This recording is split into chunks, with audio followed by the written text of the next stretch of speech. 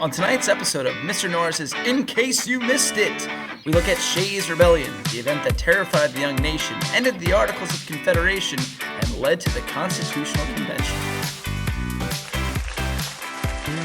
Hey, hello, hi, and what is up? I am your host, Mr. Norris, the history teacher with the good hair, and today we're going to be talking about Shays' Rebellion, a very important event in the early history of America that kind of gets overlooked.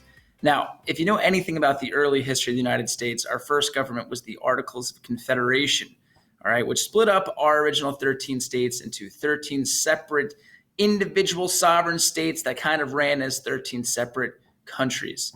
It didn't last very long, only lasted for about 6 or so years. And the biggest problem with the Articles of Confederation is that the national government could not collect taxes. As much as we hate paying taxes, it's a necessity as far as governments go. If your national government can't collect taxes, your national government can't do anything. You kind of need money for that. Well, here's the problem, that after the Revolutionary War, a lot of these states owed money and owed debt to foreign countries that helped us out during the Revolutionary War, such as France, Spain, but mostly the French, oui. All of these states, or a lot of these states, especially typically in the North, owed money. And the one that probably owed the most was Massachusetts, which just makes sense. There were a lot of battles there in Massachusetts. Now, the Massachusetts state government, they could collect taxes, but the national government could not. And the state government themselves was made responsible for paying off the debt that we owed to foreign countries. What the state government of Massachusetts chose to do, and these were mostly decided by state senators who lived in the eastern part of the state and were more business orientated, they decided to raise taxes on people who lived in the state. Now, a lot of the people who lived in Massachusetts were poor farmers who lived in the western part of the state who didn't make very much money. A lot of these poor farmers were also veterans of the Revolutionary War, vets who had served their duty in winning this conflict and winning our country. So what began to happen was these vets felt like they were being treated unfairly. While they served in the Revolutionary War for the Continental Army, they really weren't paid properly. They weren't given the proper due that was promised to them. And that was okay with them as long as now after the war they're not being taxed. But that's not the case. These farmers did not receive proper payment, and now they're being given the brunt of the bill as far as paying off foreign countries. All right, and they become very angry over this.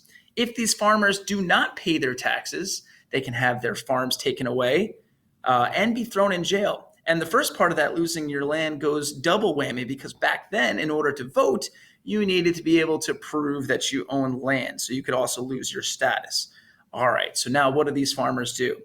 Well, led by people like a man named Daniel Shays, who was a former captain in the Continental Army, they band together and decide that this is not okay. Okay, these farmers band together, a lot of them veterans, as I said, and they go around the state of Massachusetts and shut down courts inside of the state and stop these courts from legally taking their farms and throwing them into prison. This rebellion gets so out of hand, and this all takes place in about 1786, 1787, gets so out of hand that they actually march on the Massachusetts state government and try to overthrow the state. They actually try to take the National Arsenal, which was located in Springfield, Massachusetts, and were nearly successful. When they get there, a state militia met them that was actually paid for and raised by the eastern businessmen in the state, and quickly Shays' Rebellion disperses. The militia that gathers to meet Shays' forces, they fire cannons, and I think about 4 people die. Shays and his men kind of scurry like cockroaches, and that's kind of it. So what are the big effects of Shays' Rebellion? Well, number one, my personal favorite historical figure in U.S. history, George Washington, he gets awoken and returns from retirement. He realizes that what's going on in the country is not good, and that his presence, his help is definitely needed. What it also does is scare the living bejesus out of the people in the United States. One of the most popular early states was Massachusetts, still is today, and it literally almost got overthrown and thrown into turmoil. Okay, and this is not good, to say the least. What else does it do? It shows that the national government needs to be fixed. It needs to be made stronger. All right. If you took all this debt and consolidated it in the national government, and the national government could collect taxes and pay it off, this might not be a problem. Okay. Another issue with the national government that it shows is that there's no uniform currency.